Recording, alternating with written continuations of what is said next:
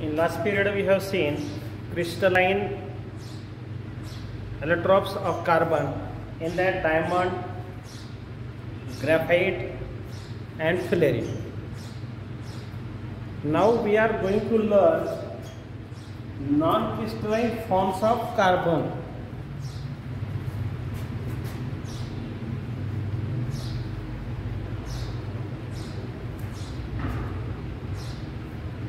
Non-crystalline means it doesn't have particular shape, size, means it is in the any form. That form is we call it as an amorphous form, ज्याला आपण म्हणतो पावडरचं स्वरूप.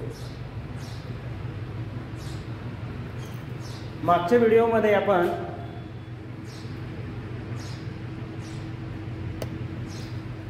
कार्बनचा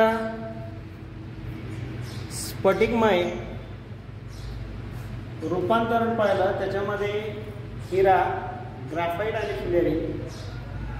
आज आपण जो अभ्यास करणार आहोत तो अभ्यास करणार आहोत अस्फटिकमय कार्बनचं अपरूप. आता याच्यामध्ये काय काय non crystalline forms of carbon. There are three things or three forms of that carbon. First of all coal, second charcoal and third one coke. Coal is a fossil fuel. Fossil खनिज इंधन. खनिज, ख म्हणजे जमीन, निज म्हणजे त्याच्या खाली झोपलेली निजलेली. जमिनीच्या खाली काय काय झालेले आहेत. कोळसा आपल्याला सापडतो, त्याच्यानंतर पेट्रोलियम पदार्थ सापडतात, डिझेल सापडतात. हे जे आहेत फॉसिल फ्युएल म्हणजे जमिनीच्या आतमध्ये काही वर्षापूर्वी हे गाळले गेलेले आणि जमिनीच्या उष्णतेमुळे ते त्यांचं ज्वलन त्याच्यात झालं आणि हे तयार झाले. त्याच्यात मेन म्हणजे कोल म्हणजे कोळसा. Now that coal contains carbon, hydrogen and oxygen. It also contains nitrogen, phosphorus and sulfur. There are four types of coal. First one peat, second lignite, third bituminous coal and fourth one anthracite. आता हे लक्षात कसे ठेवायचे? How to remember it? आपण मराठीमध्ये म्हणतो कोण पियल बा. कोणच्या ऐवजी आपण कोल घेऊ. कोल पियल बा. ध्यानात ठेवायची एक मेथड सांगतो.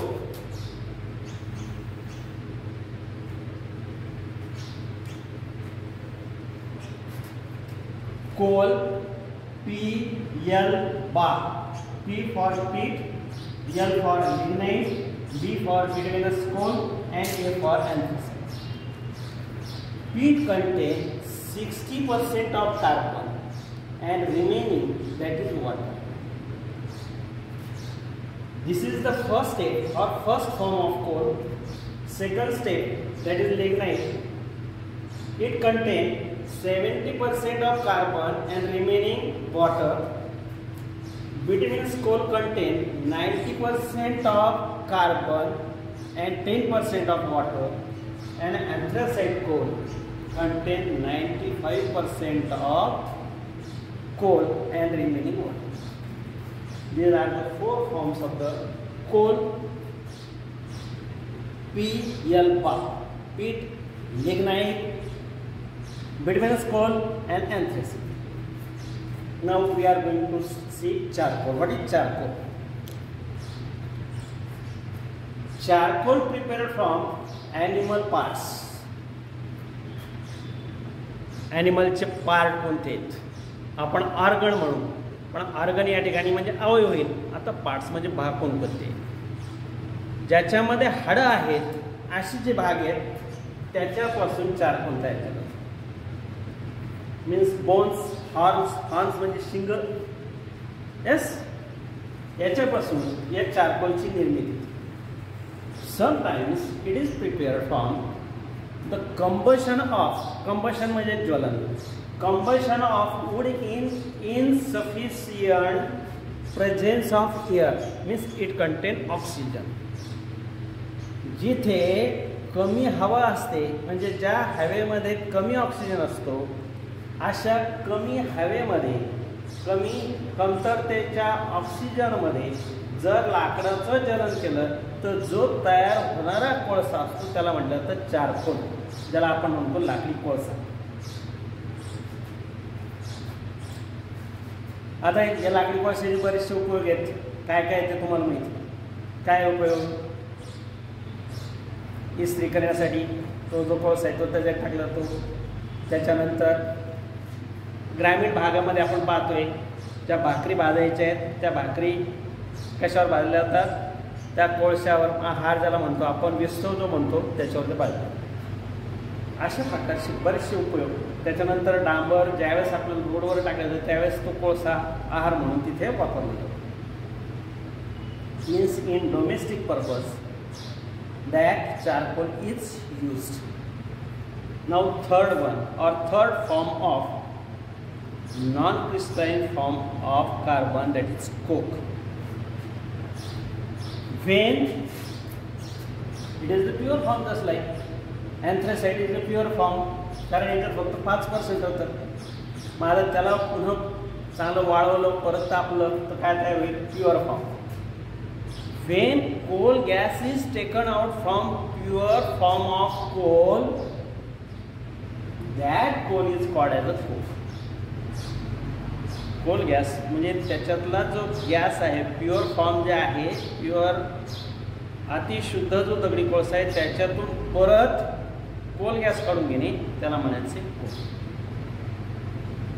Now what are the uses of this coke? It is used in domestic fuel. As a domestic fuel, it is used as a reducing agent. reduce करणं म्हणजे कमी करणं. एखाद्या गोष्टीतून काही काढून घ्यायचं असेल तर त्यावेळेस तो कोक वापरला जातो. And in the production of water gas as well as in the producer. Now here in the production of water gas, that is CO plus H. In this way, these are the non-crystalline forms of carbon. What are the uses of coal? We have already seen that coal is used to obtain a coke. It is used in the formation of coal gas. It is also used in coal tar to obtain a coal tar from a coal. In a large scale, that coal is used in industries. कारखान्यामध्ये दगडी कोळशाचा मोठ्या प्रमाणात वापर केला जातो. त्याचप्रमाणे मी आत्ता सांगितलं कोकच्या निर्मितीमध्ये, कोल गॅसच्या निर्मितीमध्ये, त्याचप्रमाणे दगडी कोळशापासून डांबर तयार करण्यासाठी त्याचा वापर केला जातो. त्याला म्हटलं तर कोल टार, दगडी कोळशाचं डांबर.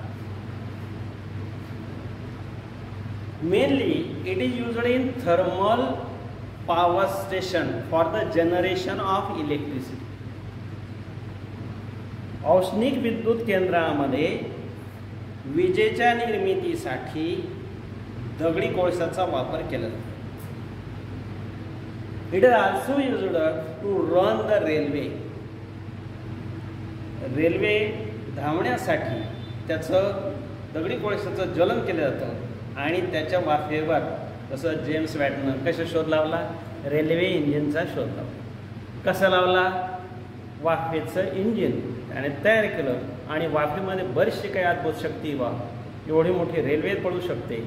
तर आपल्याला जेम्स वॅट साहेबांना, शास्त्रज्ञांना जेम्स वॅटना विसरून चालणार आहे.